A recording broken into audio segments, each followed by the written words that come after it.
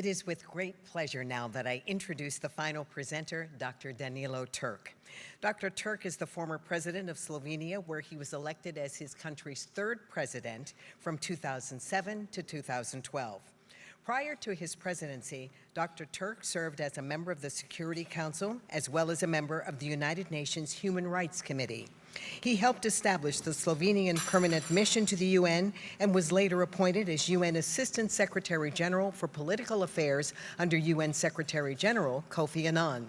A former professor and director of the Institute for International Law of the University of Ljubljana, Dr. Turk served on a constitutional commission of the Slovenian National Assembly, and he has played a key role in the development of Slovenian human rights policy, helping to co-write the human rights chapter of the 1991 Slovenian Constitution. Ladies and gentlemen, please join me in welcoming GFI's Chair of the Board of Directors, Dr. Danilo Turk.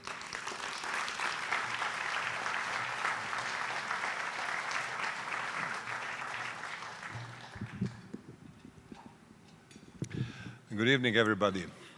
It's really a great honor and pleasure to be again in Washington at Global Fairness Awards and to see how many of you have come to celebrate our recipients of awards and to demonstrate once again your commitment to global fairness. Probably one of the most ambitious tasks in the world today. Let us just think about the meaning of fairness in global relations in our time in an era of uncertainty. Can we really say that the world is moving towards greater fairness? Is this something that should be seen as automatic or predestined?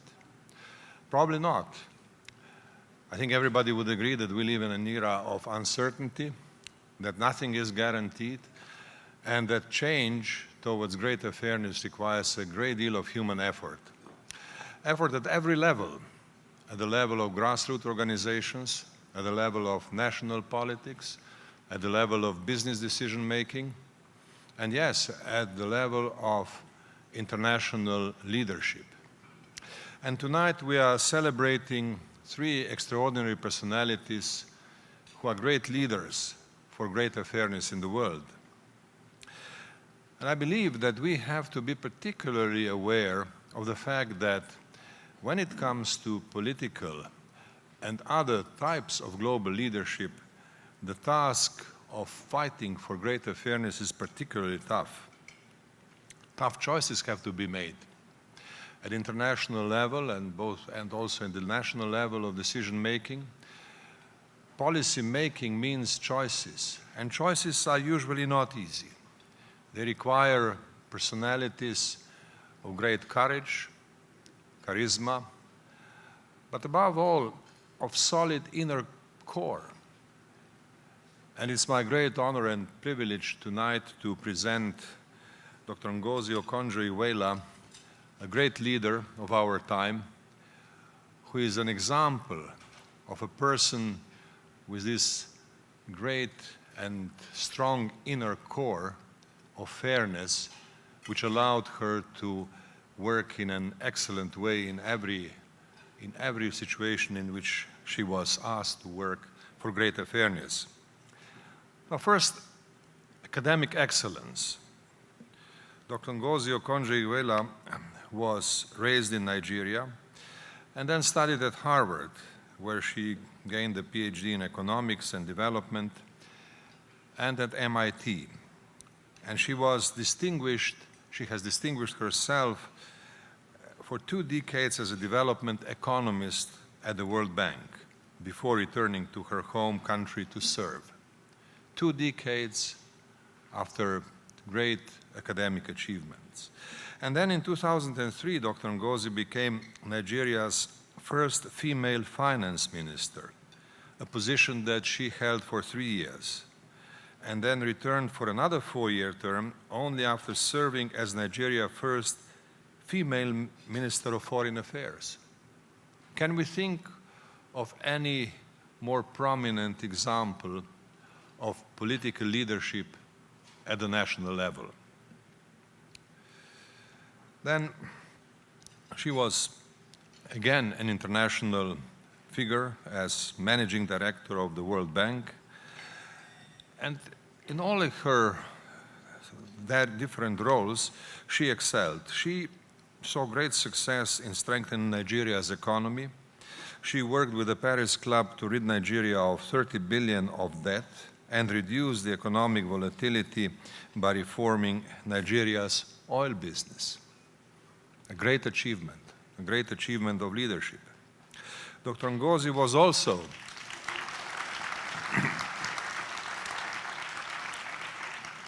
driver of government transparency, fighting corruption by publishing state financial information newspapers across the country and introducing electronic financial management systems in all levels of government. Again, another great achievement. As managing director of the World Bank, Dr. Ngozi continued to work to improve the lives of the poor around the world. She led efforts to assuage global food crisis. In 2010, she spearheaded the World Bank's successful drive to raise 50 billion grants and low-interest credit to help developing countries recover from the financial crisis. Can we imagine any more effective example of international leadership for greater fairness? And then during her second term as Nigeria's finance minister, Dr. Ngozi continued to serve as a driving force behind the innovative policies, stimulating Nigeria's housing sector, empowering women with the Growing Girls and Women in Nigeria program, and creating the Youth Enterprise with Innovation program, which supports Nigerian entrepreneurs, and that has created thousands of jobs and was praised by the World Bank as one of the most effective programs of its kind.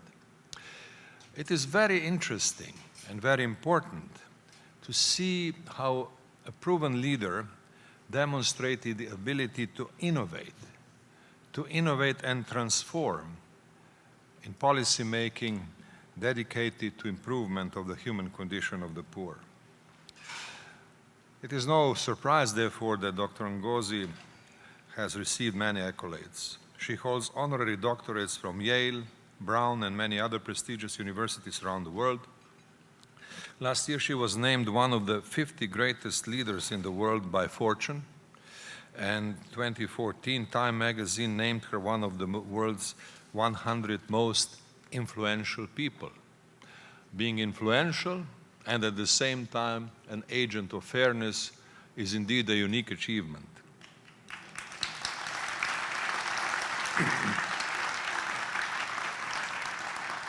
Now, ladies and gentlemen, I have only scratched the surface of Dr. Ngozi's multitudinous honors and awards.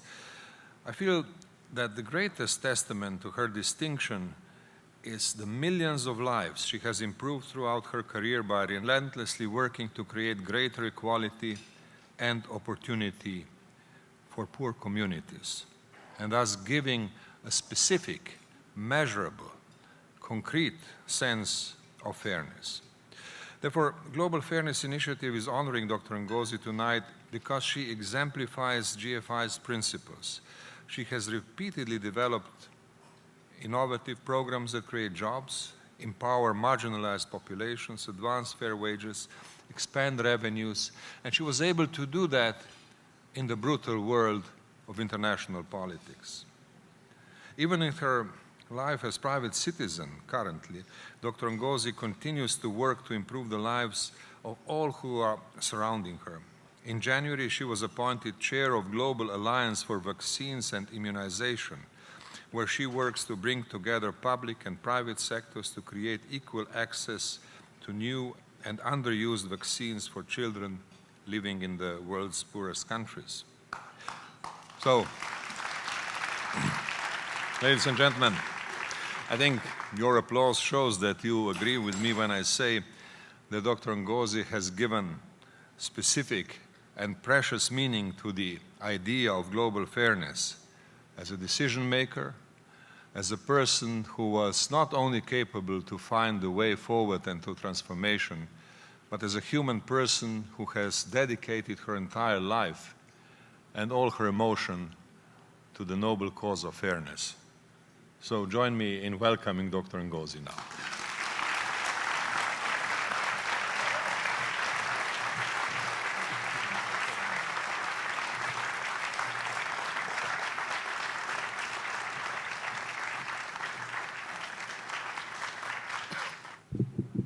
Well, thank you so much, President Turk. I'm really overwhelmed by these words and that description. And I said to myself, you know, when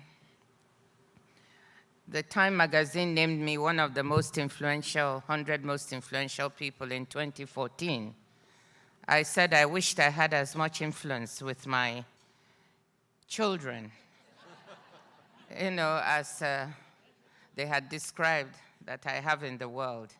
So anytime you begin to think of yourself as really up there, just take a look at your immediate family, especially your children. They'll bring you down to earth, and you really need that. But I must say that I'm highly honored, Dr. Turk, to be introduced by you, the president of one of the most best-kept secrets in terms of countries in Europe. Slovenia, a lovely little country of 2 million, well-organized, doing well, and making its own contribution to keep Europe going as a place we all admire. Thank you. I'm really overwhelmed by being given this honor this evening. So I don't really have a speech. I have a few talking points, so you'll have to bear with me. What I was trying to think about is, what does this global fairness mean to me? But before I say that, I just want to thank the board of the GFI and that force of nature in the name of Karen. Where is she?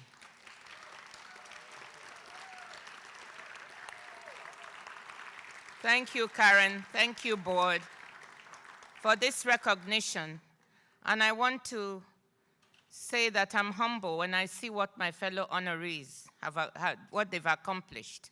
I want to congratulate them, and even those who were honored before us, people like my former boss, Bob Zellick at the World Bank, Ambassador Melan Vivier, who is a friend. All of these speak to the quality of what this award is all about, trying to find people who in their own way are making the world a fairer place. Now, I want to say to you that when I started thinking about this award and I got notice of it, I said, what has fairness been or meant in my life? And I listened to what Dr. Turk said, and I felt very privileged that as I look at the episodes in my life, I've been privileged to be able to work in a way that tries to reach other people in a way that is just. But I have to say that you don't do this alone. There's no way I could have achieved any of these things without the work of wonderful teams of people, young people who were working with me, whether at the World Bank or in government, older people who supported and mentored me, and my wonderful family and friends. And I want to, tonight, if you bear with me for a second, I just brought a few people, but there are people who are so special to me. And I would like them to stand up so that people see who they are. So my wonderful husband, Ike, could you stand up? My sister and her husband, Njide and Fred. And two very, very, very special people, Jean-Louis and Lauren, who have accompanied me on so many twists and turns in my journey. I salute you today, and I thank you for always being there for me. It couldn't have been done without you. My 4 children are not here, but they're ably represented by their fathers, we say. That's a Nigerian saying. You know, if you can't attend, somebody ably represents you. They never not do it. They are never disably representing you. So in my language, Igbo, there's something that describes the Global Fairness Award. It's a saying that goes, "Akanni kwa kekpe, akekpe akwa kanni, wancha adiocha." It means that if the right hand washes the left, and the left hand washes the right, both are clean. And to me, it encapsulates what fairness is all about. It's about partnership. It's about recognizing other people. It's about knowing it's not about yourself. It's about trying to do the best you can when you find yourself in a position to render service. That, to me, is what fairness is all about. And I found this saying in my language that really captures the essence of it when I think about that. So in my journey, where have I been privileged to be able to render this service? What has it meant? We talked about my work in the World Bank, and I will not spend too much time on that. But I want to say that there are certain things that were done during the time that I had the opportunity and privilege to do that I consider an example of trying to serve and do for others. One was one that Karen reminded me about 10 years ago, which I'd actually forgotten. And she said, don't you remember when you came back from your first stint as finance minister in Nigeria, and you helped to start a South-South partnership at the World Bank, in which countries of the South would come and help each other in order to share knowledge, to help each other learn the mistakes in doing certain reforms and the successes, and therefore not reinvent the wheel. Don't you remember? And I remembered that having been in Nigeria and tried to work on pension reform with President Obasanjo, and we didn't know really how to set about it. We approached the World Bank, and they suggested that we talk to some other countries. So we talked to Chile, and we studied their system, and we decided that this would be good. They were very good. We went there. They came to Nigeria. They spent weeks with us until we understand what it was they were trying to accomplish, and we adapted it to our own system. When we tried to reform our financial laws, we put together a financial responsibility bill to try and make our states more fiscally responsible and to plug some of the gaps in fiscal responsibility at the federal government level. And we looked and said, how do we do this? And we looked for other countries, and we looked to Brazil. So a team of our legislators and executive went to Brazil to study what they were doing, and they also came to see us. And then we were able to craft laws because their federal system looked a little bit like ours and adapt to our own country that enormously helped us and endure today. So I'm very proud of those efforts. So when I came back to the bank, I thought, this can be helpful if we have an initiative that brings not just North-South, but South-South together to learn from each other. And in doing that, you also create laws, you create development, you create growth, you create policies that enable not just a few, but try to reach many in the country. So that was one initiative that I was involved in. Another one I was privileged that I must talk about is at the World Bank as managing director. I was very privileged under President Zelle to chair the 16th IDA replenishment that raised $49 billion for the poorest countries in the world. And these are concessional resources and grants. Of course, much of the work was done by teams who, very dedicated and brilliant staff at the bank, committed to trying to do their best to raise resources that can serve the very poorest in the world. And that's what we did. To me, that's an effort in trying to use where you find yourself to try to render service to as many globally who are not so fortunate. But when I think of fairness, I think of the stints I did as finance minister in my country. The first one, Dr. Turk described, where the goal, I had a president who was really seized with the fact that we had to get rid of the crippling, huge debt that was holding the country back from growing. This was President Obasanjo, and he gave me the task when I came in, and he said, I brought you here so you can help us get rid of this debt. This was $30 billion that we owed the Paris Club of Nations. I remember sitting on my desk in my office as finance minister and feeling, what on earth have I got myself into? How am I going to be able to deliver something that even the president himself had worked hard trying to get done and had had great difficulty in doing it? But I had tremendous faith. There was a game plan that I started to put together. There was a wonderful team to work with. There was a supportive head of state that made it possible. And there were friends and supporters all around the world. I won't bore you with the detail. I've actually captured it all in a book I called Reforming the Unreformable, that I wrote about this experience, MIT Press, and please go and order it from Amazon. There's no harm in some advertising here. But that was a huge privilege that after so much work, which gave me gray hair, which you cannot see, we were able to get the Paris Club of Nations to write off Nigeria's debt with 18 billion outrightly written off. We had to pay back $6 billion in arrears. And we did a very clever buyback, which people here at the Center for Global Development, Brookings and others, but mainly the CGD, helped us to think through and put together. So it was a very, very big achievement. And lifting that 30 billion in debt released about a flow of $2 to $3 billion that we're using to service this debt, which could be invested in infrastructure, in education, in health.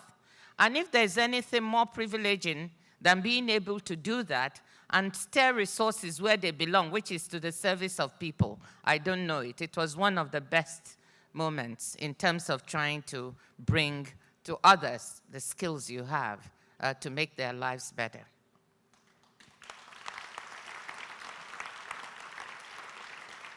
My last illustration, and then I'll go on to end with what I'm doing now, is the most difficult. I just finished one of the toughest periods in my life, my last 4 years as finance minister.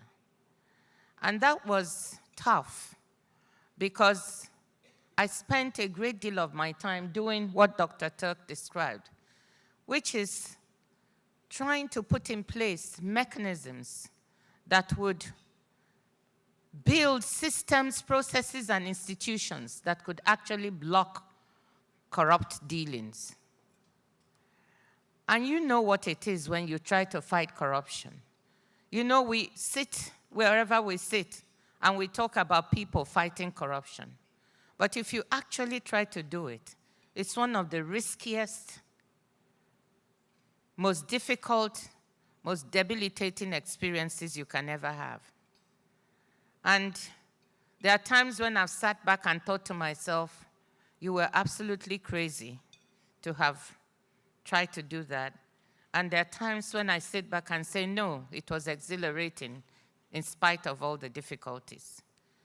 Because when you try to block the avenues from which people siphon government resources, you set off a set of feelings that you never even dreamt about when you touch people's pockets.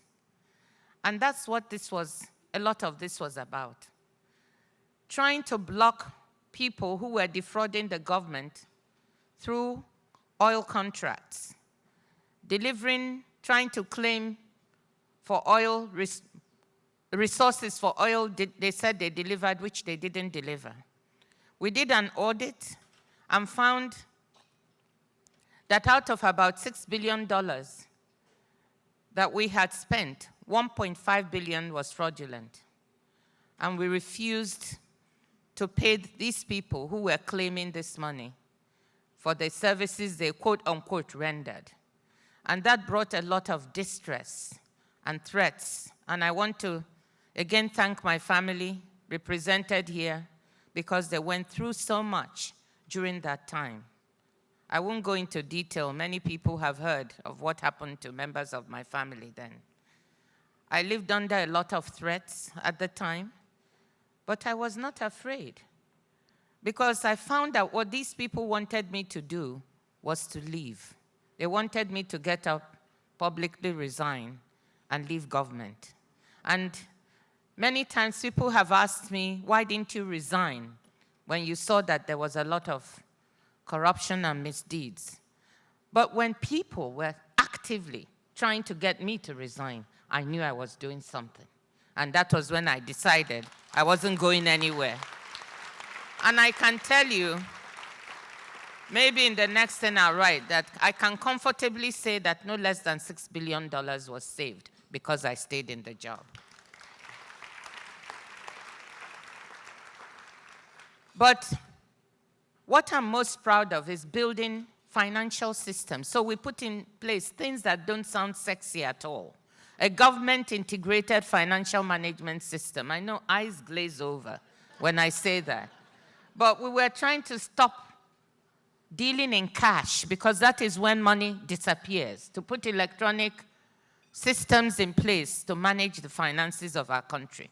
We put biometric systems in place so we could know exactly how many employees we had because we had a phenomenon called ghost workers, where people would slip in people who were not really employed and collect their salaries at the end of the month. And by the time we put these biometric systems in place, we had weeded out more than 60,000 ghost workers by the time I left and saved about $1.5 billion for government. We put in place a treasury single account so that the Ministry of Finance could have an overview of all the government finances.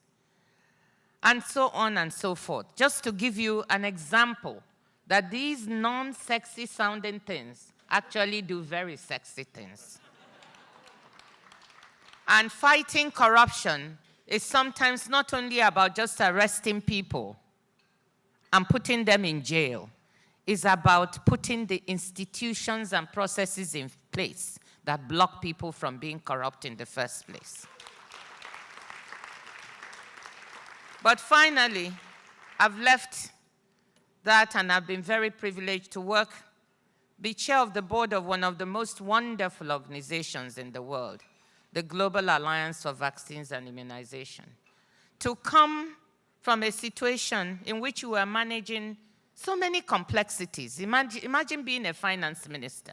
Nobody likes you. You're in the business of blocking expenditures. At sometimes your boss doesn't even like you because you have to tell him, the president, from time to time that they cannot spend the way they want. I'm sure, Dr. Turk, I don't know what you thought of your finance minister,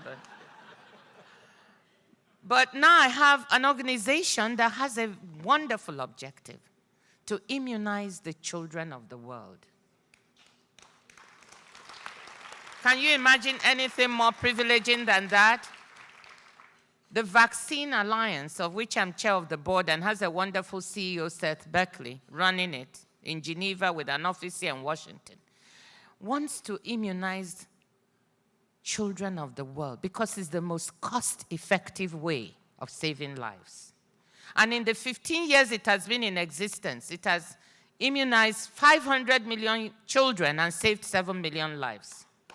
And the objective we have is that by 2020, we should immunize another 300 million children in 73 countries and thereby save 5 million more lives. Why would I not want to be part of that?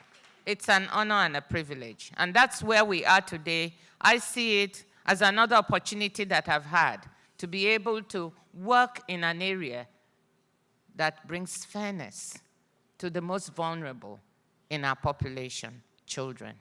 Thank you so much for listening, and thank you for this award.